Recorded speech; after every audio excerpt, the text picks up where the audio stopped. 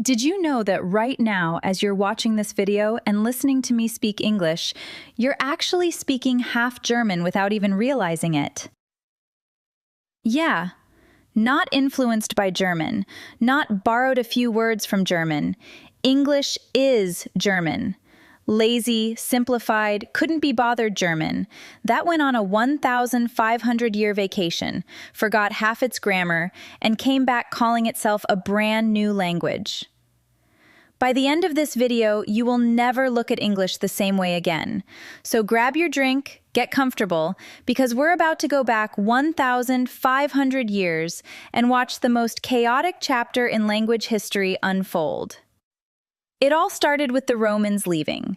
When Rome finally got tired of babysitting Britain and packed up, they left behind a massive power vacuum. And three Germanic tribes from Northern Europe looked across the North Sea and thought, well, nobody's home.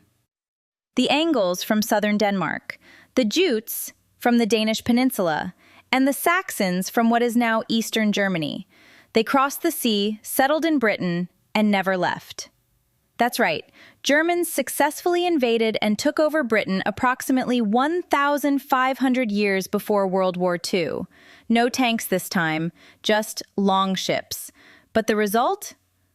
Honestly, more permanent. So what did this mean for the language?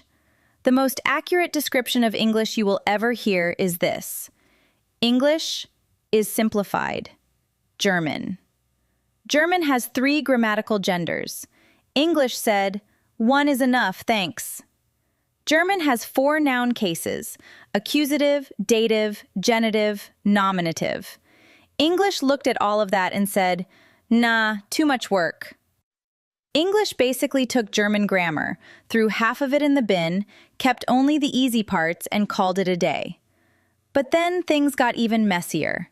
The Vikings showed up. Then came the Normans, Frenchified Vikings, who conquered England in 1066. Overnight, French became the language of power. The royal court spoke French. The law courts spoke French. The nobility spoke French. Latin ruled the church. And English? English got demoted to a peasant dialect for nearly 300 years. And this is where it gets genuinely hilarious. The poor English farmer out in the field used good, honest Germanic words: cow, sheep, pig. The rich Norman lord sitting at his fancy dinner table eating those exact same animals used elegant French words: beef, mutton, and pork. Same animals. Completely different words, depending on whether you raised them or ate them. This pattern is still everywhere in modern English. Simple, everyday words: ask, help, buy, start, end, go, check, all Germanic roots, pure old Anglo-Saxon. But the fancy, formal versions: inquire, assist, purchase, commence, terminate, enter, verify, all French. English literally has a class system baked into its vocabulary, the rich words and the poor words. And we're still using both. Now, here's where it gets really fun.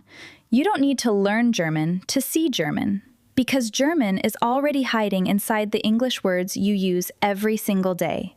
Let me show you.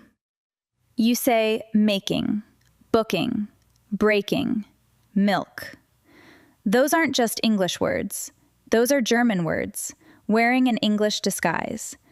You say water, eating, what, that. German. All of them. Still German. And here's the wildest part, the word will. When you say, I am willing to do something, that word willing doesn't come from future tense. It comes from desire, from want. Because in German, will still means I want. The phrase, be willing to, is a 1,000-year-old fossil, a ghost of the original meaning that never fully disappeared. Think about that for a second. Every time you say, I'm willing to help, you're speaking Old German, and you had no idea. So English and German aren't two separate languages that accidentally share some vocabulary. They are siblings.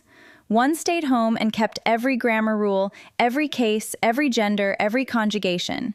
The other moved to Britain, got invaded twice, threw out everything complicated, and somehow ended up as the most spoken language on the planet. English didn't succeed despite being simplified. It succeeded because of it. Now, I want to hear from you. Can you spot a word in your everyday English that sounds suspiciously German? Drop it in the comments. Let's see how many we can find together. And tell me, which language pair should I cover next? French and English? Spanish and Italian? Something completely unexpected? If you enjoyed this, hit like, subscribe, and ring the bell so you never miss an episode. Thanks for watching. I'll see you in the next one.